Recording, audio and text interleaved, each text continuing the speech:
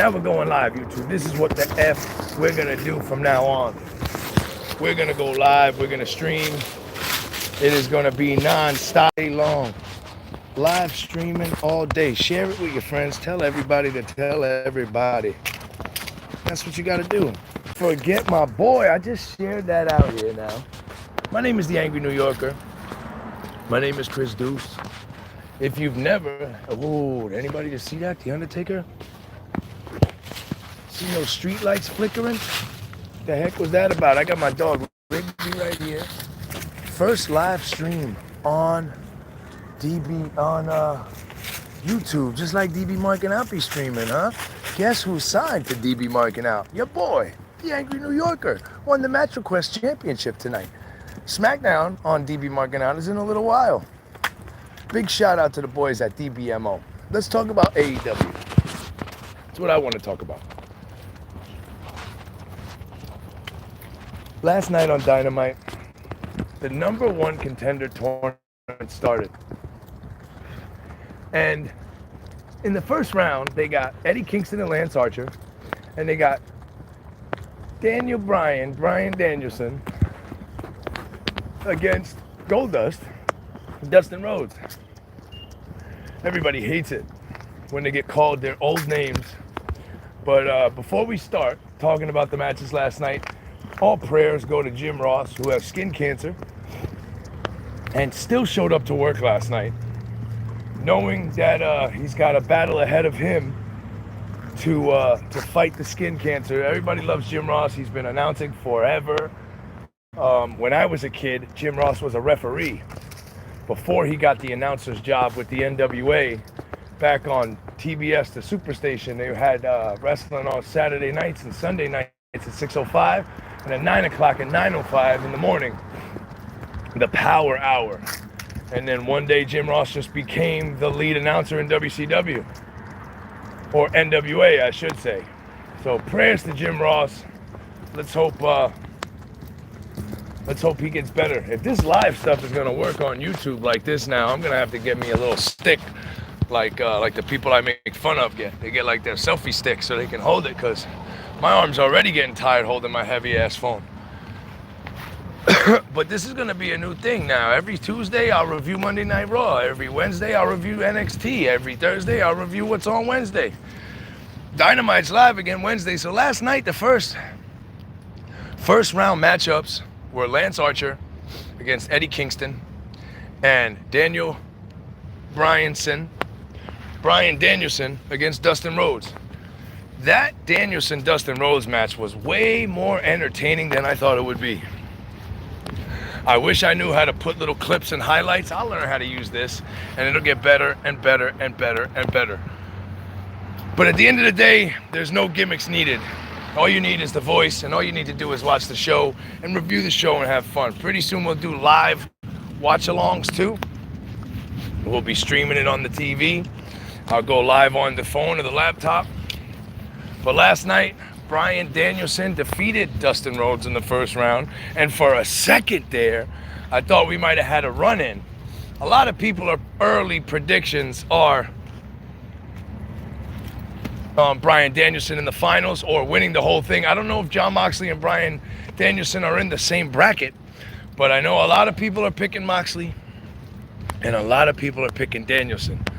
Last night, he ends up choking out Dustin Rhodes, a la Roman Reigns' front rear naked choke.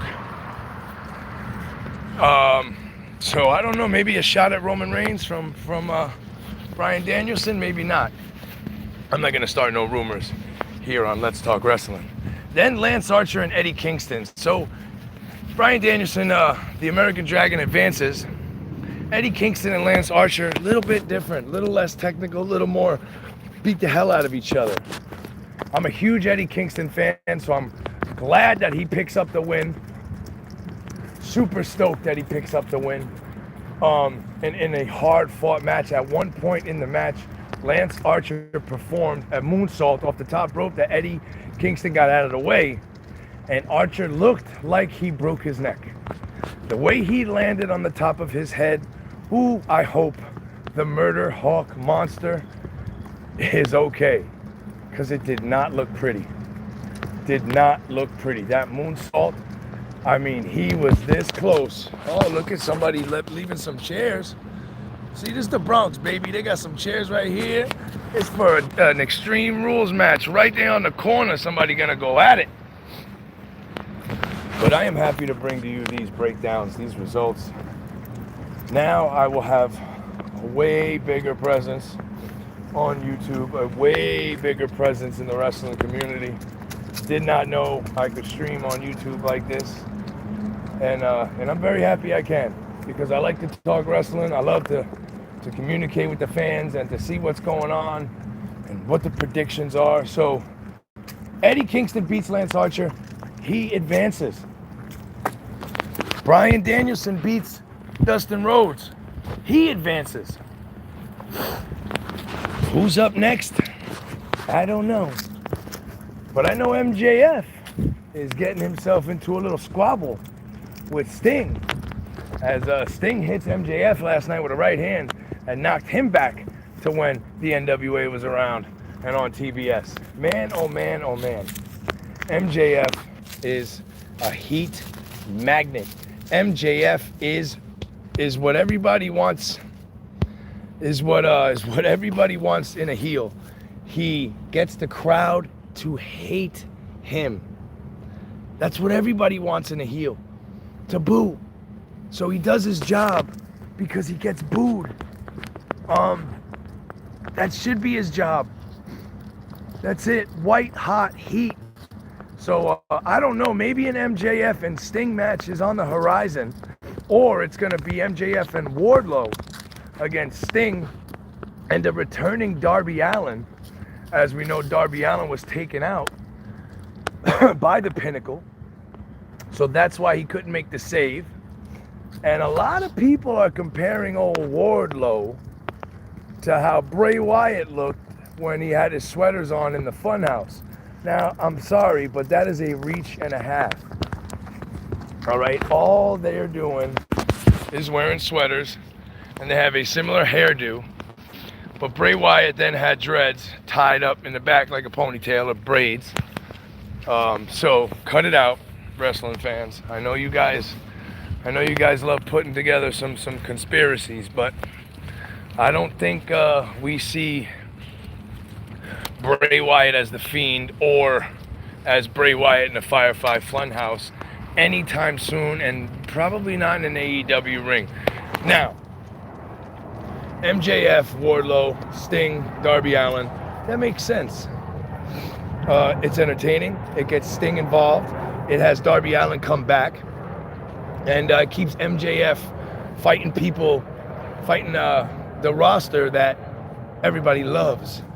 Then we had a throwaway match, and I don't know if I'm going in order, but I know Brandon Cutler on Dynamite is a bathroom break, but luckily enough, he was against Jungle Boy. Now, there was a time in AEW when Brandon Cutler had one of the best storylines in AEW, as he was going with him and Peter Avalon to see who was going to win first. And it ended up being Cutler getting a win. Now, Peter Avalon is with the Wingmen, who is Nick Nemeth, that's Dolph Ziggler's brother, Cesar Bonani, the big, tall Italian guy, and, damn, what's that dude from Evolve?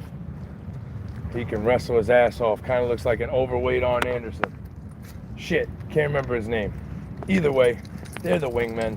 Jobbers, but then again, you know, you got AEW Dark and you got AEW Dark Elevation, and that's where you can see guys like the Wingmen, Peter Avalon and Nick Nemeth and Dante Martin. So next week, speaking of Dante Martin, we got Dante Martin and Leo Rush against the Sydal brothers. That match is going to be fast-paced, hard-hitting, and wham, bam, thank you, ma'am. Those men fly all over the ring, especially the Sydal brothers. And no, not every review is going to be outside walking my dog. You won't have to deal with the cars and the loud noises. And that's just what I'm doing right now. This is the first episode of a bunch of episodes. They're all going to be great. Trust me, trust me, trust me. Last night, it was announced that Serena Deeb will take on Hikaru Shida in the first round of the TBS Women's Championship tournament. AEW loves them tournaments. I mean, they have a tournament for the number one contender every other week, it feels like. And the other first round match, Jon Moxley gets 10. Number 10 from the Dark Order. Not a lot of fans of the Dark Order anymore, even with Hangman back. Because nobody knows if Hangman Page is going to join the Dark Order again. I see it happening, especially because the Dark Order is going after the Elite or the Super Elite with Adam Cole, baby, and the Young Bucks. And they did a number on Jungle Boy last night. Tossed him off the stage, gave him the BTE trigger. Then he got the last call, knee right in the back of his head. It was tough watching Jungle Boy take that beating last night. But as bad guys, the Young Bucks got to dish it out, and they dished it out all right. When they tossed Jungle Boy off that stage last night, I didn't know where the tables were because they had it strategically placed off camera with the AEW like logo sheet over the tables, so it just looked like he was flying to the floor. When he hit those tables, wee. So kudos to Jungle Boy for taking that bump last night, but I don't think they need to do that anymore. Less is more. We've learned that so many times over the years. This is how guys get hurt. Jungle Boy is young. He is hungry. He wants to please. He aims to please. You can tell. There's not much he says no to. I think when he has his match with Adam Cole, he needs to win that rematch. And that'll be like his thank you for getting thrown off the stage like that. Main event time. Main event time on Dynamite. Cody Rhodes, Malachi Black 3. This is the third installment. The third installment of Cody Rhodes and Malachi Black last night. And it was much of the same. Only Cody was a little darker, a little meaner. Cody was a little more cunning, a little more willing to bend the rules. I dropped my dog off. Come out, finish this video. But when you got Cody Rhodes and Malachi Black to put on a trilogy for the AEW fans, it is with much, much love. And what they did to each other last night was crazy. Cody Rhodes has to turn heel. He picks up the win last night in the third installment of Malachi Black versus Cody Rhodes. Or you could say Cody Rhodes versus the House of Black. Malachi Black put out an Instagram picture of himself covered in blood, but yet says that he still won. And he said he still won because everybody's turned against Cody Rhodes. Everybody boos Cody Rhodes. He hit a couple of crossroads last night, and nobody cheered. Nobody wanted to cheer. Nobody has cheered for Cody Rhodes since he came back and tried to put his boots in the ring, and Malachi attacked him from behind, and that's how this whole mess started. And I mean, that was the first match, wasn't it? And then he came back from that after getting attacked from behind, broken crutch over his back, whole 9 yards, and he loses that match.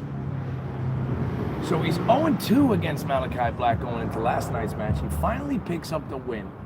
Are we gonna see another Malachi Black and Cody Rhodes match? They tried injecting Pac and Andrade in this match even. Like Andrade came out, looked at Arn Anderson, gave him the gun, the hand motion like he was holding a gun, and Pac came out and took Andrade out. Is Andrade teaming with the House of Black? They have tiptoed around anybody joining Malachi Black. Really, really tiptoed around it. I think if this feud persists, I think they're going to do the double switch. I mean, they're going to cheer Malachi Black no matter what, right? That has been proven time and time again. Every time the man comes out, the people go nuts. But I don't think they turn the character fully babyface just yet, if at all. I think he's going to toe that line in between. You don't know if he's a babyface. You don't know if he's a heel. Tweener, I think they like to call it. Is Malachi Black a tweener? I don't think so. I just think he is who he is. And on the independent circle, he goes by Tommy End, but he just won the PWG, that's the Pro Wrestling Guerrilla out in California, Tag Team Championships with Brody King, who was a part of Villain Enterprises with Marty Scurll, who was part of the Elite and the Bullet Club in New Japan and Ring of Honor. Are we gonna see Marty Scurll, the Villain, in AEW? Ooh, interesting. I know Marty's been out wrestling for a minute. And AEW goes off the air with just that, with Cody beating Malachi Black in the third installment of their feud. And where do we go from here?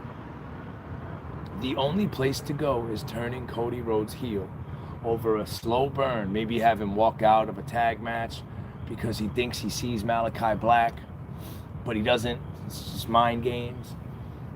Maybe have him attack Arn Anderson, thinking Arn Anderson is wearing a black hoodie or something like that. Maybe he can attack Shotty Lee or Brock Anderson. Maybe he could have visions of Malachi Black, and he's losing his mind. So everybody's out to get him. Nobody likes him anymore. He's not being cheered for. You know, when you come out and you're a baby face, you got the robe and you got the elaborate entrance and the cool song, and you think people are gonna go nuts for you, and they boo. That's got to do something to a man. He's probably confused. Plus, if you guys pay attention to Rhodes to the Top, his television show with his wife, I think that's exactly where they're going. He had no idea people were going to be booing him like this for nothing. It's not like they throw Cody down our throats. He doesn't win every title. He does show up, and he does consistently put on great matches, minus the squashes between Brody Lee, God rest his soul, and Malachi Black, because Cody's been squashed twice. Everybody thought that the Young Bucks and Kenny Omega and Cody were going to book themselves to be the champions right away, and I mean, they kind of did a little bit, but they weren't the first. Cody was the first TNT champion, but he lost that belt pretty quick and pretty bad, and then he got it back, and then he lost it to Darby, and he hasn't even smelled the title picture since. The Young Bucks didn't win the tag team titles first, didn't win them second even. They won them after the fact. Then they lost, and then they won them back, and then they held on to them for a while until they lost them to the Lucha Brothers back at Double or Nothing a couple of months ago. But it doesn't seem like the Lucha Brothers are going to hold on to those tag team titles for long. FTR just beat them for the AAA Mexico titles, tag titles. That is a organization in Mexico, AAA. And Kenny Omega won the tag titles with Hangman, and he just recently won the AEW World title and the Impact title. Everybody expected Kenny Omega to have all these belts. Remember, he was called the Belt Collector, and all he did was win the Impact title and the AEW title. And he lost the Impact title to Christian Cage, who seems to be dropping that title to Josh Alexander at Bound for Glory, which is Impact's biggest show of the year. So Kenny Belt Collector is no longer. That story has run its course. We have Suzuki, Minoru Suzuki in AEW with Lance Archer, teammates in New Japan as Suzuki-gun. So what goes on from here? Very interesting. Hangman is up against Kenny Omega at Full Gear. And Adam Hangman Page just might win the AEW World title. I can't call it, Let me know what you guys think in the comments. If you watched a little bit of the live, thank you. I more than appreciate it. I will be back. I will be doing randoms. It's gonna be fun. So tell a friend to tell a friend about the Angry New Yorker. And let's talk wrestling. Yeah, yeah, yeah.